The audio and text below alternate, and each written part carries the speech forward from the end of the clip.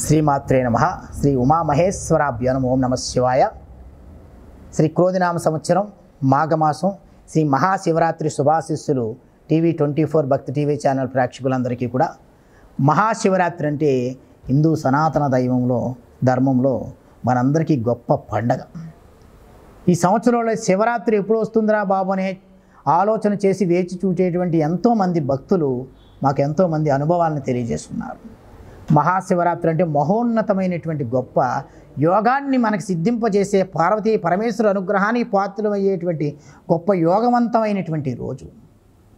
24 గంటలు మెలకుగా ఉండి శివనామ స్మరణతో మారుమోగేటువంటి ప్రపంచం ఏదైనా ఒక్క రోజు ఉందంటే అది శివరాత్రి రోజే. బ్రహ్మ విష్ణు శివాత్మకమైనటువంటి పరమేశ్వరుడు లింగోద్భవాన్ని దాల్చినటువంటి గొప్ప యోగవంతమైన రోజే మహాశివరాత్రి.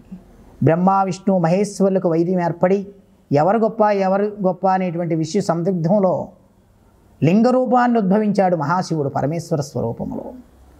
అటువంటి లింగోద్భవం జరిగినటువంటి సమయాన్ని మహాశివరాత్రిగా మనం భావించి ఆయన జన్మదినంగా మనం ఈ రోజున చక్కటి కార్యక్రమాలు చేస్తూ ఉంటాం. ఈ మహాశివరాత్రి రోజున ప్రతి దేవాలయం కూడా దైనందిన జీవితంలో మనం దర్శించి నదులలో స్నానం ఆచరించి చక్కగా తెల్లవారుజామునే శివనామ స్మరణతో చక్కగా స్నానం ఆచరించి స్వామిని మహన్యాసపూర్వక ఏకాదశ రుద్రాభిషేకం చేయించి కన్ని బిల్వదళాలు తెల్ల జిల్లేడు పుష్పాలు స్వామివారికి లింగోద్భవ సమయంలో ఎవరైతే అర్చిస్తాడో వాడు ఆజన్మాంతం శివ సాన్నిధ్యాన్ని పొందుతాడు. చివరి కాలమందు వాడి సంతతి వాడి భార్య పిల్లలు కూడా ఆరోగ్యంగానే ఐశ్వర్యంగానే ఉంటారని చెప్పదగినటువంటి సూచన.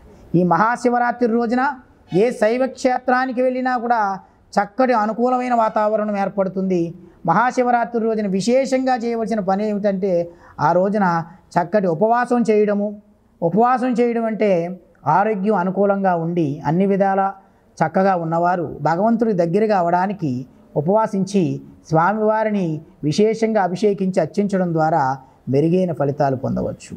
ఇదే మహాశివరాత్రి రోజున అన్నదానం చేసిన, ధాన్యదానం చేసిన, నీళ్ల దానానికి కూడా విశేషమైన యోగం ఉంది.